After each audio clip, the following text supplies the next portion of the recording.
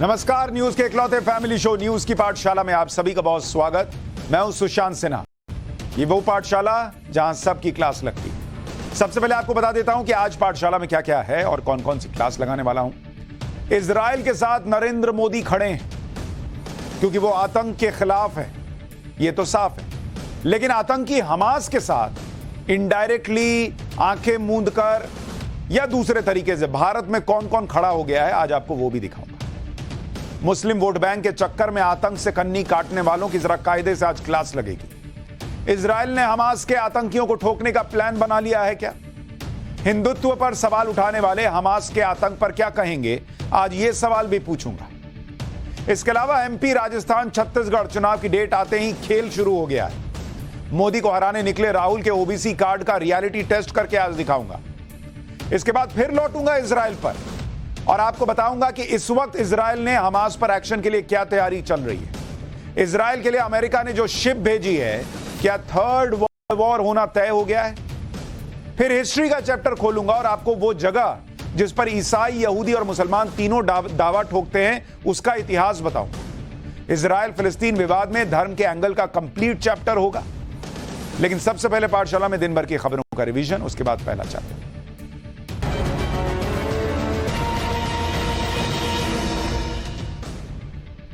IIT Kanpur में आयोजित हुए स्पोर्ट्स इवेंट के दौरान जमकर हंगामा देखने को मिला जब कबड्डी मैच के दौरान दो टीमों के खिलाड़ी आपस में भिड़ गए। इसके बाद कबड्डी का मैदान कुश्ती के दंगल में तब्दील हुआ। इस दौरान दोनों टीम के खिलाड़ियों ने एक दूसरे पर जमकर कुर्सियां चलाईं। हंगामा शुरू होते ही मैच देखने आए दर्शकों ने हॉल खाली कर दिया, जिसके बाद कबड्डी के खिलाड़ियों में फ्री स्टाइल कुश्ती होती रही। जिसके हाथ जो लगा उसने उसी से वार करना शुरू कर दिया। मारपीट की इस घटना के बाद आईआईटी प्रबंधन एक्शन में आया और दोनों टीमों को टूर्नामेंट से बाहर का रास्ता दिखा दिया। उत्तर प्रदेश के मुरादाबाद से रोंगटे खड़े कर देने वाला वीडियो सामने आया है। एलकेजी में पढ़ने वाली 4 साल की एक बच्ची को स्कूल वैन ने ही कुचल डाला। जैसे ही बच्ची स्कूल वैन के करीब पहुंची, ड्राइवर ने तेजी से वैन को टर्न लिया और बच्ची के ऊपर गाड़ी चढ़ा। वैन बच्ची के ऊपर से गुजरी और कुछ दूरी तक उसे घसीटती हुई अपने साथ ले गई। हद तो तब हो गई जब हादसा होने के बाद भी ड्राइवर ने वैन नहीं रोकी और मौके पर बच्ची को तड़पता हुआ छोड़कर फरार हो गया। हादसे के बाद बच्ची को गंभीर हालत में अस्पताल में भर्ती कराया गया। गुजरात के अरवल्ली से हादसे की दिल दहला देने वाली तस्वीर सामने आई। मुडासा इलाके में मवेशियों से भरा एक ट्रक हाई टेंशन वायर की चपेट में आ गया, जिसके बाद उसमें भीषण आग लग गई। इस अग्निकांड में जहां ट्रक में भरे सभी मवेशी जिंदा जल गए, वहीं ट्रक में मौजूद 5 में से 3 लोगों की दर्दनाक मौत हुई। बाद में फायर ब्रिगेड की गाड़ी ने आग पर काबू पाया, लेकिन तब तक ट्रक पूरी तरह जलकर खाक हो चुका।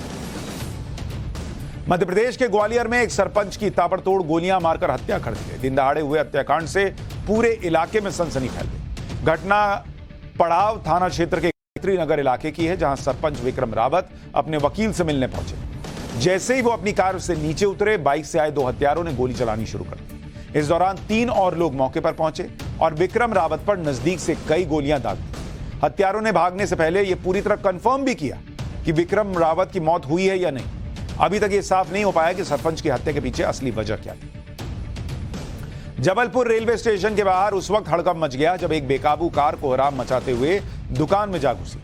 जैसे ही तेज रफ्तार कार ने सड़क किनारे बनी दुकान को हिट किया, आसपास मौजूद लोगों में भगदड़ मच गई और कार दुकान को तोड़ती हुई दीवार से जा बैठी। मौके पर मौजूद लोगों ने कार के ड्राइवर को पकड़ लिया और चेन से बांधकर जमकर पीटा। बताया जा रहा है कि कार ड्राइवर नशे की हालत में था, जिसके खिलाफ केस दर्ज कर लिया गया। उत्तर प्रदेश के गोंडा में सरकारी जमीन पर अवैध कब्जे के खिलाफ प्रशासन ने एक्शन शुरू कर दिया है। इसके बाद 40 से ज्यादा दुकानों और मकानों पर बुलडोजर चलाया गया। इस दौरान विरोध की आशंका को देखते हुए मौके पर भारी संख्या में पुलिस बल तैनात था। अतिक्रमणकारियों को प्रशासन ने पहले नोटिस दिया, लेकिन नोटिस मिलने के बाद भी जब अवैध कब्जे नहीं गिराए गए तो बुलडोजर चला दिया गया। प्रशासन ने साफ कर दिया है कि अवैध कब्जे के खिलाफ यह कार्रवाई आने वाले दिनों में भी जारी रहेगी। तो ये हो गया दिन भर का रिवीजन। अब 5 राज्यों की इलेक्शन डेट आते ही राहुल गांधी ने अपनी ओबीसी राजनीति फिर से शुरू कर दी है। राहुल गांधी ने आज प्रेस कॉन्फ्रेंस की और इसमें अपने सभी 4 मुख्यमंत्रियों को साथ बिठा लिया। राहुल गांधी ने इसमें जातिगत जनगणना की बात कही और कहा कि कांग्रेस अपने राज्यों में जातिगत जनगणना करवाएगी। राहुल गांधी को अब जाति वाली ये राजनीति इतनी अच्छी लग रही है कि पहले वो केंद्र सरकार में ओबीसी सचिवों की संख्या बता रहे थे और आज वो इस हद तक चले गए कि पत्रकारों से एक तरह से उनकी जाति पूछने लगे। सुनिए राहुल गांधी कैसे पत्रकारों से उनकी जाति पूछ रहे हैं। फिर मैं जरा बताऊंगा कि कांग्रेस ने जातियों के लिए, ओबीसी के लिए क्या किया है। देश के इंस्टीट्यूशंस में आदिवासी कितने, ओबीसी कितने, दलित कितने? मैं आपसे पूछ लेता हूं, इस कमरे में दलित कितने हैं? देखिए, ये मजा देखिए, इस कमरे में ओबीसी कितने हैं? हाथ उठा के दिखा दीजिए, देखिए मजा। नहीं, वो आप कैमरामैन है भैया, आपकी बात नहीं कर रहा हूं, मैं इनकी बात कर रहा हूं। राहुल गांधी आजकल जाति की बात से आगे ही नहीं बढ़ पा रहे। किसी ने शायद कह दिया है कि यही वो कार्ड भैया, फेंको और नरेंद्र मोदी को हरा दो। किसी से वो जाति पूछते हैं तो किसी की जाति बताते हैं। जैसे राहुल गांधी ने कहा कि कांग्रेस के 4 मुख्यमंत्री ओबीसी हैं, जबकि बीजेपी की 10 राज्यों में सत्ता है और सिर्फ 1 सीएम ओबीसी। ये भी सुनी लीजिए, फिर मैं फैक्ट्स बताता हूं। हमारे 4 चीफ मिनिस्टर्स हैं, 4 में से 3 ओबीसी वर्ग के हैं। बीजेपी के 10 चीफ मिनिस्टर हैं, 1 ओबीसी वर्ग के हैं, और वो भी कुछ ही दिन में चीफ मिनिस्टर नहीं रहेंगे। तो बात बहुत होती है ओबीसीज की, मगर नरेंद्र मोदी जी को यह बताना है कि ओबीसीज के लिए आपने किया क्या। अब राहुल गांधी ओबीसी की बात कर रहे हैं, लेकिन जब कांग्रेस के पास मौका था तब उन्होंने ओबीसी के अधिकारों की इस तरह से बात नहीं की जिस तरह से आज कांग्रेस करने का प्रयास कर रही।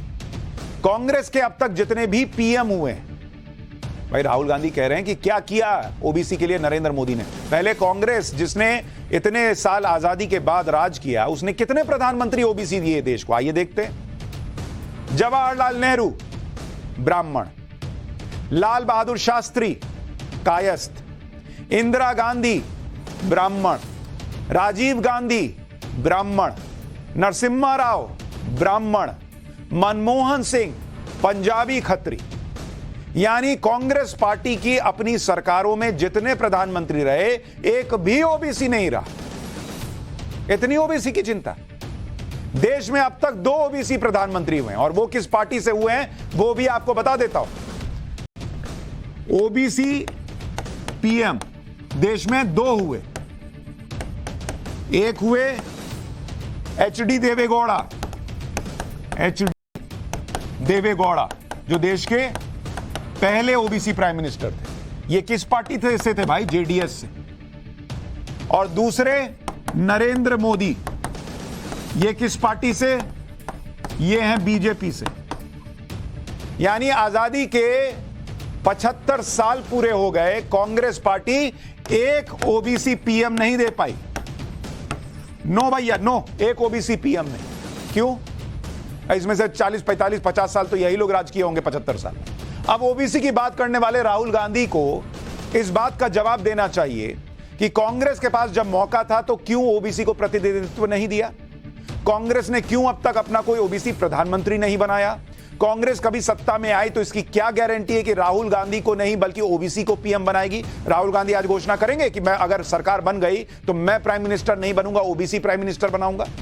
कांग्रेस वर्किंग कमेटी में कितने प्रतिशत ओबीसी हैं, इसका आंकड़ा भी बताना चाहिए। जाति की राजनीति करने वाले ये नारा दे रहे हैं कि जितनी जिसकी संख्या भारी उसकी उतनी हिस्सेदारी, लेकिन खुद कांग्रेस के संगठन के अंदर क्या स्थिति है? खुद कांग्रेस ने अपने संगठन में किसको कितनी हिस्सेदारी दी है वो भी आपको बता देता हूं। कांग्रेस का जो बड़ा ग्रुप है CWC, Congress working committee CWC, उसमें कितने ओबीसी हैं? इसके कुल सदस्य हैं 84। इसमें कुल सदस्य आते हैं 84। इसमें कितने ओबीसी हैं पता है आपको? इसमें ओबीसी हैं सदस्य 16, यानी कि करीब 19%।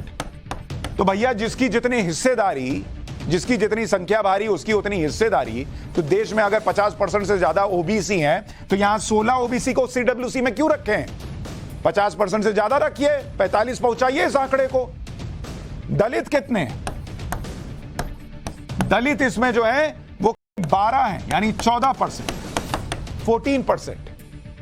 यह आंकड़ा भी तब है जब कांग्रेस के अध्यक्ष मल्लिकार्जुन खड़गे बने, जो दलित समुदाय से। दावा किया गया कि खड़गे के आने के बाद दलितों और पिछड़ों का कांग्रेस में प्रतिनिधित्व बढ़ा। सोचिए पहले कितना कम प्रतिनिधित्व रहा होगा। कुछ मीडिया रिपोर्ट्स में तो यह भी दावा कर दिया गया कि यह तो डबल डिजिट में भी नहीं था ओबीसी का मामला। खैर, अभी जो डेटा है वो आपको बता दिया। राहुल गांधी ने आज ओबीसी सीएम की बात की और यह कहा कि कांग्रेस के 4 में से 3 सीएम ओबीसी और बीजेपी के 10 सीएम में से 1 ओबीसी। लेकिन आजादी के बाद से कांग्रेस ने कितने प्रतिशत ओबीसी सीएम बनाए और बीजेपी ने कितने प्रतिशत ओबीसी सीएम बनाए, इसका एक अध्ययन किया गया तो ये आंकड़े बता रहे हैं कि अगर आप देखेंगे OBC CM, OBC chief minister कितने बने भैया आजादी के बाद से, आजादी से अब तक अगर देखेंगे ओबीसी सीएम कितने रहे, कांग्रेस के कितने रहे 250 और इनमें ओबीसी कितने रहे 43। यानी कांग्रेस के 250 मुख्यमंत्रियों में से मात्र 43 ओबीसी मुख्यमंत्री थे, यानी परसेंट निकालिएगा तो 17.2% सीएम ओबीसी रहे आजादी से लेकर आज तक। और आजादी के बाद से बीजेपी के कितने सीएम रहे, बीजेपी के 68 मुख्यमंत्री रहे देश में और इसमें से ओबीसी कितने रहे 21 रहे। यानी अगर प्रतिशत निकालिएगा तो यह बैठता है 30.9%, 30.9%। यानी बीजेपी की सरकारें कम रही हैं लेकिन उनमें ओबीसी मुख्यमंत्रियों की संख्या करीब 31% रही है। और आजादी के बाद से हर जगह सत्ता पाने वाली कांग्रेस मात्र 17% ओबीसी मुख्यमंत्री बना पाई। और आज बात हो रही है ओबीसी के लिए कुछ नहीं हुआ, ओबीसी के कुछ नहीं हुआ, ओबीसी पत्रकार कितने हैं। अरे भैया, जो आपके हाथ में पहले वो तो करके दिखाइए। पत्रकारों का ढूंढ रहे हैं, पत्रकार अपनी काबिलियत से बन रहा है। ओबीसी होगा तो काबिल होगा तो वो भी बनेगा, अपर कास्ट काबिल होगा तो वो भी बनेगा, अपर कास्ट काबिल नहीं होगा तो वो नहीं बनेगा, ओबीसी काबिल नहीं होगा तो वो भी नहीं बनेगा। कोई रिजर्वेशन थोड़ी है यहां पर, जिसको जिसको मौका चाहिए सबको मौका मिल रहा है।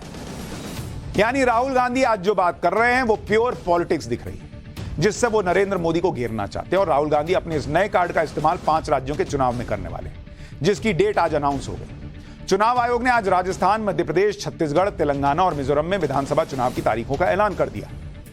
छत्तीसगढ़ में 90 विधानसभा सीटें हैं और इनके लिए 7 और 17 नवंबर को 2 चरण में वोटिंग हुई।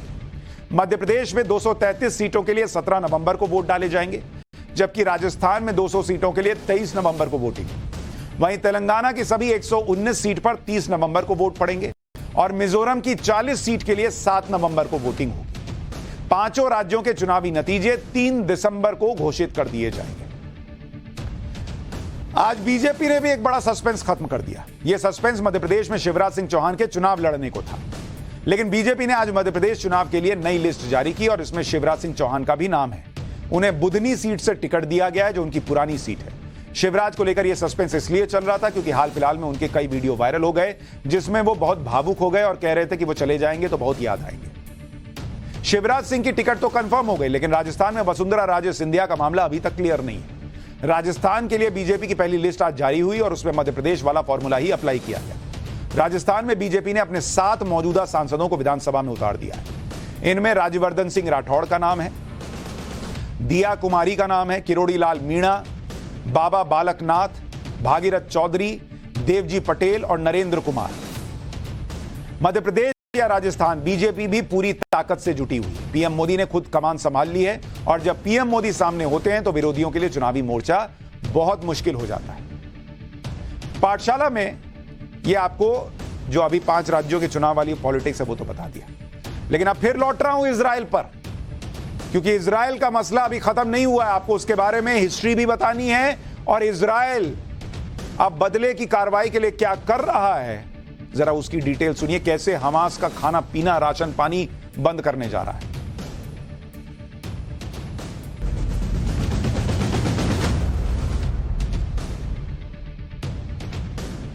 हमास ने इजराइल पर आतंकी हमला तो कर दिया, लेकिन अब इजराइल ताबड़तोड़ एक्शन ले रहा है।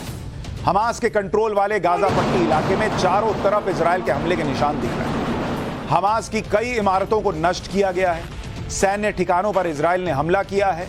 इजराइल की एयर स्ट्राइक से गाजा पट्टी पूरी तरह तबाह हो गई है और अब इजराइल ने हमास के घर में घुसकर उसे मारने का प्लान बना लिया है। शनिवार को हमास ने इजराइल पर हमला किया था और इजराइल के 800 लोगों को मार दिया था। इसके बाद इजराइल ने कसम खाई कि हमास को तो साफ करके छोड़ दो। किस तरह से इजराइल बदला ले रहा है आपको उसके बारे में भी बता देता हूं। रविवार को दोपहर 3 बजे गाजा पर इजराइल की पहली एयर स्ट्राइक हुई।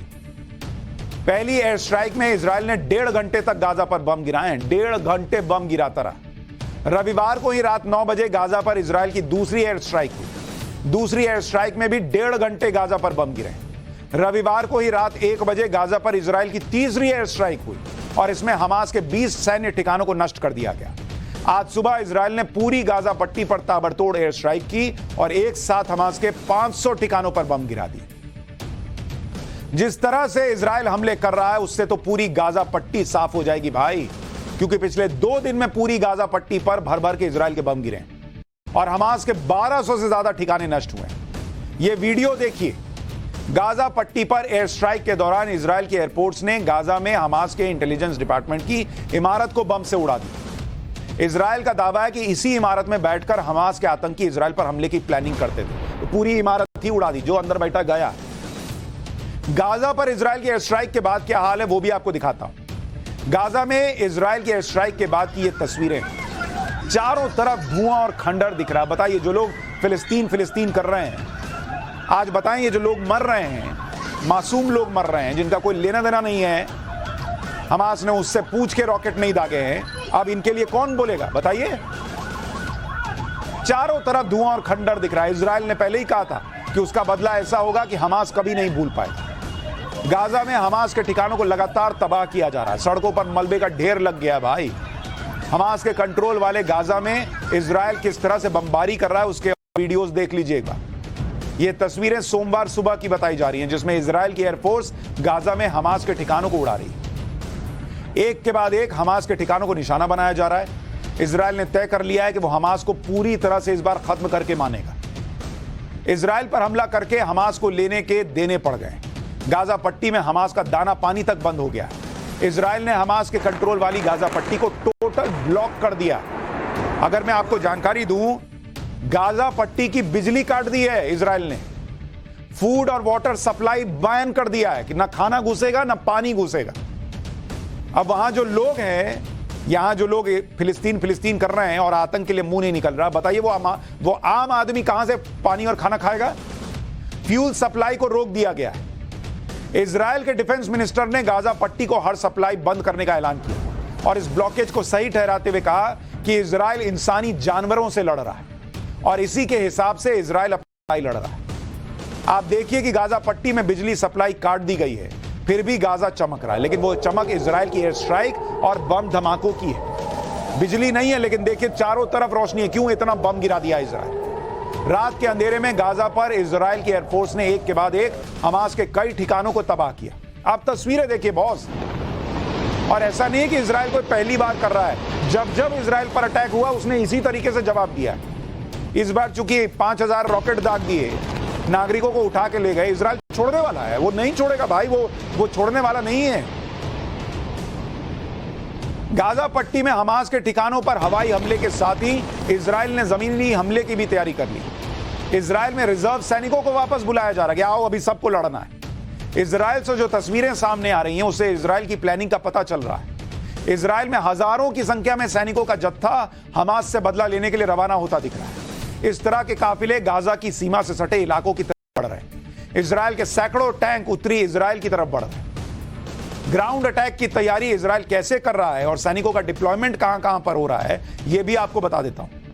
इजराइल ने शनिवार को 1 लाख रिजर्व सैनिकों को वापस बुलाया। इन सैनिकों को जंग के लिए तैयार रहने के लिए कह दिया है। रविवार तक इजराइल ने 2 लाख और रिजर्व सैनिकों को वापस बुलाया। इन सभी सैनिकों को गाजा पट्टी के बॉर्डर वाले इलाके में रवाना कर दिया कि जाओ घेर लो। गाजा पट्टी के बारे में आप पहले भी बहुत बार सुन चुके होंगे, लेकिन ये गाजा पट्टी है क्या और क्यों इजराइल का टारगेट गाजा पट्टी है, ये आपको मैप से समझाता हूं। मैप यहां डालिए जरा, पब्लिक को समझ में आए कि जिस गाजा पट्टी को लाखों इजरायली सैनिक घेरने के लिए निकल गए हैं, वो गाजा पट्टी है क्या। जरा इसको गौर से देखिए, जूम करके दिखाइए। ये आप इजराइल का हिस्सा देख रहे हैं, ठीक है। और एक मिनट रुकिए, यहां आप देखिए, ये जो आप हिस्सा देख रहे हैं इसको अब जरा देखिए।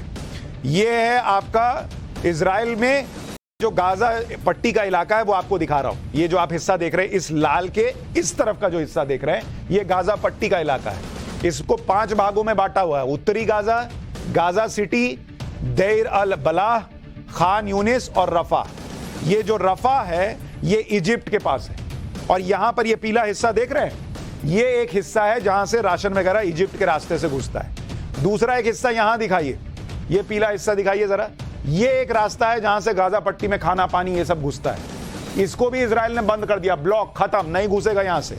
ये इजिप्ट वाला भी बंद कर दिया। और तीसरा यहां करीम अबू सालेम क्रॉसिंग, ये नीचे दिखाइए, ये 3 हिस्से हैं जहां पर से खाना पानी राशन घुसता है। सब इजराइल ने बंद कर दिया, ना पानी घुसेगा ना खाना घुसेगा, कह दिया। ये गाजा एयरपोर्ट यहां पर है, उसको ऑलरेडी 2001 में डिस्ट्रॉय कर चुका है इजराइल।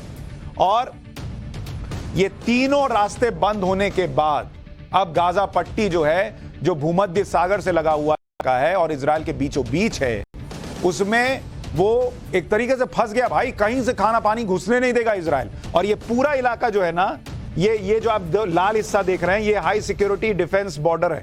इसी को तोड़ के जो है वो हमास के आतंकी घुसे थे।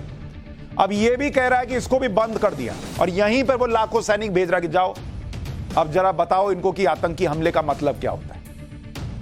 तो ये सारी चीजें इस वक्त चल रही हैं और इसका सीधा सीधा मतलब है कि इजराइल छोड़ने के मूड में नहीं है। गाजा 41 किलोमीटर लंबा और 10 किलोमीटर चौड़ा है। और ये जो स्ट्रिप है, ये जो हिस्सा है, इसके एक छोर से दूसरे छोर में जाने में 1 घंटे से भी कम समय लगता है। सोचिए कितना छोटा है। गाजा पट्टी की कुल आबादी करीब 21 लाख है और यह दुनिया की सबसे घनी आबादी वाला इलाका है। हमास ने यह भी नहीं सोचा कि जब इस घनी आबादी वाले इलाके में बम गिरेगा तो कितने मासूम मारे जाएंगे। इजराइल में 1 वर्ग किलोमीटर में 400 लोग रहते हैं और गाजा पट्टी में 1 वर्ग किलोमीटर में 5,500 लोग रहते हैं, जो अब हमास के आतंकी हमले का खामियाजा उठाएंगे। जब गाजा 3 तरफ से इजराइल और 1 तरफ से समुद्र से घिरा है तो वहां पर जरूरी चीजों की सप्लाई कैसे होती है, क्योंकि गाजा में सप्लाई के लिए 3 रास्ते हैं और इजराइल का पहरा है। इंटरनेशनल फंड और मदद से गाजा में लोगों का गुजारा होता है। लगभग 80% आबादी अंतर्राष्ट्रीय मदद पर निर्भर है। गाजा में सिर्फ कुछ ही घंटों के लिए बिजली आती है। बड़ी आबादी को साफ पीने का पानी तक नहीं मिलता। दुनिया के कई देश गाजा की सहायता को भेजते हैं, दवाएं और दूसरी जरूरी चीजें भेजी जाती हैं। यानी गाजा के पास अपना कुछ भी नहीं।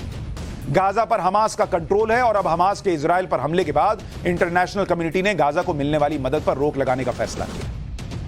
भाई वो कह रहे हैं तुमको आतंकी हमला करना है और हम तुमको मदद भेज रहे हैं, इसलिए मदद भेज रहे हैं कि तुम वहां पे मासूमों को मार दो रॉकेट दागकर। यूरोपियन यूनियन के अधिकारी ने कहा है कि गाजा को मिलने वाले फंड को तत्काल प्रभाव से सस्पेंड किया जा रहा है। सारे डेवलपमेंट प्रोजेक्ट का रिव्यू किया जाएगा। नए बजट प्रस्ताव समेत बाकी प्रस्तावों को अगले नोटिस तक के लिए रोक दिया गया। इजराइल खाना घुसने नहीं दे रहा, जो खाना भेज रहे थे वो बंद कर रहे हैं। सोचिए कितनी बुरी हालत में इस आतंकी हमले की वजह से वहां के लोग फंस गए। गाजा पट्टी इसलिए टारगेट पर है क्योंकि यहां पर हमास का कंट्रोल है। 2007 से गाजा पट्टी पर हमास का कब्जा है। जब से गाजा पट्टी पर हमास का कंट्रोल है तब से 5 बार बड़े पैमाने पर इजराइल और हमास के बीच संघर्ष हो चुका है। इसमें 2008, 2012, 2014, 2021 और 2023 की लड़ाई शामिल है। इसमें 2023 का हमला सबसे बड़ा हमला है। हमास इजराइल के साथ किसी शांति समझौते को खारिज करता है और हमास इजराइल को खत्म कर देना चाहता है। हमास ने अलग अलग ब्रिगेड तैयार किए जो इजराइल के खिलाफ रॉकेट अटैक, सुसाइड बॉम्बिंग तक करते रहे। हमास को अमेरिका और पश्चिमी देश के साथ कई अरब देशों ने आतंकवादी संगठन के तौर पर घोषित कर रखा है। बताया जा रहा है कि हमास ने इजराइल पर आतंकवादी हमले की 2 साल से प्लानिंग की थी और यह हमला इजराइल के लिए वैसा ही हैरान करने वाला था जैसा 9/11 का हमला अमेरिका को हैरान कर दिया था। हमास के आतंकवादी शनिवार को इजराइल में दाखिल हुए। देखिए इसी तरीके से बुलडोजर से तोड़े और घुस गए। गाजा पट्टी पर जो हाई सिक्योरिटी फेंसिंग है उसे बुलडोजर से इन लोगों ने गिरा दिया और उसके बाद कई आतंकी इजराइल की सीमा में दाखिल हो गए। दावा किया जा रहा है कि हमास के आतंकियों ने इजराइल में दाखिल होने के लिए पैराग्लाइडर का भी इस्तेमाल किया। इसके वीडियो भी सामने आए कि कैसे हवा के रास्ते ये लोग घुस गए, जिनमें हमास के आतंकी पैराग्लाइडर के सहारे इजराइल में दाखिल होते दिखते हैं। इजराइल में दाखिल होने के बाद हमास के आतंकियों ने ताबड़तोड़ फायरिंग करनी शुरू की। जो सामने दिखा उसे मार दिया। बच्चे, महिलाएं, किसी को नहीं छोड़ा। इजराइल और अमेरिका की तरफ से साफ साफ कह दिया गया है कि ईरान ने हमास की मदद की है। ईरान की मदद से ही हमास ने इजराइल पर अब तक का सबसे बड़ा हमला किया। हमास इतना पावरफुल कैसे हो गया कि वो इजराइल से भिड़ने से भी नहीं हिचकता? इसे इजराइल, फिलिस्तीन और उस पूरे इलाके की राजनीति से भी समझना चाहिए, क्योंकि हमास के बारे में माना जाता है कि उसे ईरान का सपोर्ट मिला हुआ है। हालांकि ईरान ने इससे इनकार किया है कि हमास के इजराइल पर हमले में उसने हमास को सपोर्ट किया, लेकिन हमास के बारे में दावा किया जाता है कि उसे ईरान से हथियार, ट्रेनिंग और पैसा मिलता रहा। हमास ईरान, सीरिया और लेबनान के संगठन हिजबुल्लाह के गठजोड़ का एक हिस्सा है, जो खास तौर पर अमेरिका, इजराइल और पश्चिमी देशों के खिलाफ। हमास को किसी तरह का विदेशी सपोर्ट न मिले और अगर कोई विदेशी दखल करने का मन बना रहा हो तो उसे काउंटर किया जाए। इसके लिए अमेरिका ने ऐलान कर दिया है कि वो अपने जहाजों और लड़ाकू विमानों को इजराइल के पास तैनात करेगा। अमेरिका ने अपने वॉरशिप यूएसएस गेराल्ड और फोर्ड को करीब 5000 सैनिकों और लड़ाकू विमानों के साथ इजराइल की मदद के लिए भेज दिया है। इसका मकसद यह है कि हमास तक कोई भी अतिरिक्त हथियार कहीं और से न पहुंचने पाए। वैसे तो इजराइल के ताकत के सामने हमास की कोई हैसियत नहीं, क्योंकि इजराइल की सेना दुनिया की सबसे ताकतवर सेनाओं में एक है। इजराइल की सेना दुनिया की सबसे आधुनिक सेनाओं में से एक है। इजराइल की आर्मी जो है वो 1.5 लाख सैनिक है उसमें, और 10,000 के करीब नौसैनिक है, 34,000 के करीब वायु सैनिक है। इजराइल में अरब नागरिकों को छोड़कर 18 साल की उम्र होते ही सबकी कंपलसरी 32 महीने की मिलिट्री ट्रेनिंग होती है। कोई मना नहीं कर सकता भाई, सबको ट्रेनिंग मिलती ही मिलती है। करीब 2 लाख की सेना के अलावा इजराइल के पास 5.5 लाख से ज्यादा रिजर्व सैनिक हैं, जो कभी भी बुलाए जा सकते हैं, जैसे अभी बुलाए जा रहे हैं। इजराइल के पास 3500 से ज्यादा आधुनिक टैंक हैं। नेवी के पास 64 के करीब जहाज हैं, 3 सबमरीन हैं। इजराइल की एयरफोर्स दुनिया की सबसे ताकतवर एयरफोर्स में से एक है। इजराइल की एयरफोर्स के पास 460 लड़ाकू विमान हैं, 81 अटैक हेलीकॉप्टर हैं। अगर हमास की ताकत देखें तो अभी हाल में हमास के बारे में खुलासा हुआ था कि हमास के पास ईरान से मिली R-160 और फज्र जैसी मिसाइल है, जिनकी रेंज 150 किलोमीटर तक ही है। इसके अलावा हमास के बारे में यह भी पता चला था कि वो उसे रूस से ड्रोन, एंटी टैंक मिसाइल और रॉकेट की सप्लाई हुई थी। हमास के बारे में खुलासा यह भी हुआ कि हमास चाइनीज C-704 मिसाइल और एंटीशिप मिसाइल और गाइडेड मिसाइल सिस्टम भी लेने वाला है। हमास के पास 30 से 35 हजार आतंकवादी हैं। शनिवार को हुए हमास के हमले में बताया गया कि हमले में हमास के 1000 आतंकवादी शामिल थे। यानी आतंकी संगठन हमास को ईरान, रूस से मदद मिल रही, और अब तो हमास के पास खुद का एयर डिफेंस सिस्टम भी है। हमास ने अपने एयर डिफेंस सिस्टम का एक वीडियो भी जारी किया है, जिसमें हमास के लड़ाके एयर डिफेंस सिस्टम को डिप्लॉय और उसे तैयार करते दिख रहे हैं। यानी इतनी मदद मिल रही है इन आतंकियों को। हमास ने गाजा पट्टी के पूरे इलाके में सुरंगों का जाल बिछा रखा है। गाजा पर इजराइल के हमले के बाद हमास के आतंकी इन्हीं सुरंगों में घुस गए हैं। ये वो सुरंगें हैं जिनके बारे में इजराइल की डिफेंस फोर्स को अच्छे से जानकारी है, और इसी वजह से इजराइल ने हमास की सीक्रेट टनल्स को भी तबाह करना शुरू कर दिया है। हमास ने ये सुरंगें गाजा में अस्पतालों और स्कूलों के बीच भी सुरंग की एंट्री और एग्जिट बना रखी। सोचिए, स्कूल के बीच में बना रखा है, जिससे मुश्किल के समय बच्चों और अस्पताल को अपनी ढाल बना सके। ये तो हाल होगा, बच्चों को ढाल बना रहे। इजराइल और फिलिस्तीन के बीच चल रही जंग कब रुकेगी, इसका जवाब अब किसी के पास नहीं, क्योंकि इजराइल ने मूड बना लिया बॉस कि इस बार तो इनको खत्म करेंगे। और यह जंग तो पिछले 1000 साल से लड़ी जा रही है। यह विवाद इतना पुराना है कि इजराइल और फिलिस्तीन के लोगों की कई पीढ़ियां खत्म हो चुकी हैं। हजारों लोग मारे जा चुके हैं और दोनों के बीच शांति बनाए रखने के लिए सैकड़ों बार मीटिंग करवाई जा चुकी है। लेकिन यह लड़ाई खत्म नहीं हुई। इस लड़ाई को गहराई से जानने के लिए आपको इसका पूरा विवाद, उसकी हिस्ट्री समझनी होगी। वैसे तो यह विवाद 2000 साल पुराना है, लेकिन पिछले 1000 साल से यह विवाद लगातार जारी है, और इसकी शुरुआत होती है इजराइल के एक शहर यरूशलेम से, जहां 35 एकड़ जमीन के एक हिस्से को लेकर इजराइल और फिलिस्तीन के अपने अपने दावे। इस पूरे विवाद का धार्मिक एंगल यही है। ये जो आप तस्वीरें देख रहे हैं, ये यरूशलेम शहर है, जिसे दुनिया में सबसे पुराने शहरों में गिना जाता है। यह शहर के बीचों बीच का इलाका, इसे ओल्ड सिटी के नाम से जाना जाता है। इसके चारों तरफ किले के जैसी दीवार है, और करीब 35 एकड़ में फैले इस इलाके में ईसाई, इस्लाम और यहूदियों से जुड़े पवित्र स्थान है, और यही असली विवाद की वजह है। अगर मैं आपको तस्वीर दिखा रहा हूं, शहर के इस पूरे पहाड़ी हिस्से को यहूदी समुदाय के लोग टेंपल माउंट कहते हैं, जो सबसे पुराना और पवित्र स्थान है यहूदियों का। जबकि मुस्लिम समुदाय का कहना है कि उनका पवित्र स्थान है। मुस्लिम समुदाय इसे मक्का मदीना के बाद तीसरा सबसे पवित्र स्थान मानता है। यहां अल अक्सा मस्जिद भी मौजूद है। इस पूरे विवाद का इतिहास बताने से पहले इस विवादित जगह को समझना जरूरी है, जो मैं आपको बताना चाहता हूं। तस्वीर डालिए, दिखाइए लोगों को क्या है यह पूरा विवाद। क्या है वो जगह जिसको लेकर है विवाद। आपको तस्वीर दिखाता हूं जरा, यहां वो तस्वीर डालिए जिस इलाके को लेकर यहूदी भी दावा ठोकते हैं, ईसाई भी दावा ठोकते हैं और मुसलमान भी दावा ठोकते हैं। सबसे पहले ये दिखाइए, ये जो गोल्डन कलर का आप हिस्सा देख रहे हैं, जरा करके दिखाइए इसको। ये जो गोल्डन कलर का आप गुंबद देख रहे हैं, ये डोम ऑफ रॉक है। देख रहे हैं इसको, डोम ऑफ रॉक। इसे डोम ऑफ रॉक कहा जाता है। इस्लामिक मान्यता के मुताबिक पैगंबर मोहम्मद साहब मक्का से फिर यरूशलेम आए थे और यहीं से वो जन्नत की यात्रा पर गए थे। डोम ऑफ रॉक के नजदीक ही अल अक्सा मस्जिद, आप देखिए यहां डोम ऑफ रॉक है और इसी के बहुत करीब ये जो आप मस्जिद देख रहे हैं, ये अल अक्सा मस्जिद है। ये मुसलमानों का तीसरा सबसे पवित्र स्थल है। ये जो अल अक्सा मस्जिद है, ये मक्का मदीना के बाद मुसलमानों का सबसे पवित्र स्थल माना जाता है, तीसरा सबसे पवित्र। इसी मस्जिद के नजदीक यहूदियों का सबसे पवित्र स्थान है, जो कि आपको यहां दिख रहा है। इसको दिखाइए, यह है यहूदियों का सबसे पवित्र स्थल, जिसे वॉल ऑफ द माउंट कहा जाता है। यहां आपको एक दीवार दिख रही है, जिसे वेस्टर्न वॉल भी कहते हैं। जरा एक दूसरे एंगल से तस्वीर डालिए तो तीनों आपको और क्लियर दिखेगा। यह तस्वीर देखिए, यह डोम ऑफ रॉक दिख रहा है, ये अल अक्सा मस्जिद दिख रही है, जूम करके दिखाइए। और ये देखिए, ये जो आपको दीवार दिख रही है, इसे वेस्टर्न वॉल कहते हैं। ये वेस्टर्न वॉल, थोड़ा सा जूम आउट कीजिए, ये वेस्टर्न वॉल यहूदियों का सबसे पवित्र स्थल और ये अल अक्सा मस्जिद जो है, ये मुसलमानों का सबसे पवित्र स्थल। वेस्टर्न वॉल को यहूदी होली ऑफ द होलीज, यानी पवित्र स्थान से भी सबसे पवित्र स्थान मानते हैं। यहूदियों का मानना है कि यही वो जगह है जहां से दुनिया का निर्माण हुआ।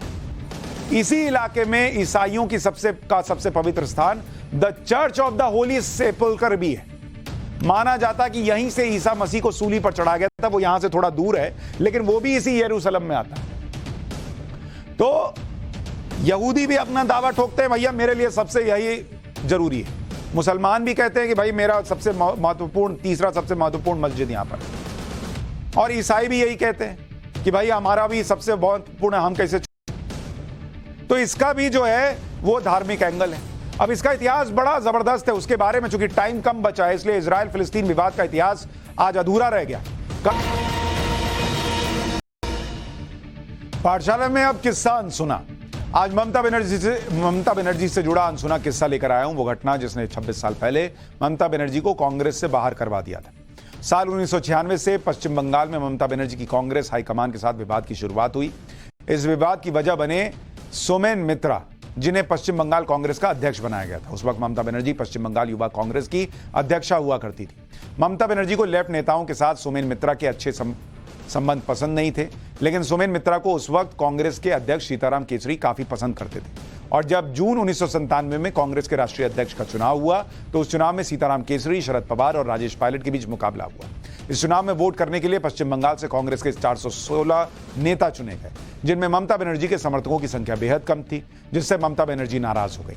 सीताराम केसरी चुनाव जीते, कोलकाता में कांग्रेस का 80वां अधिवेशन करने का ऐलान किया, जिसके लिए 8, 9 और 10 अगस्त 1997 की तारीख तय हुई।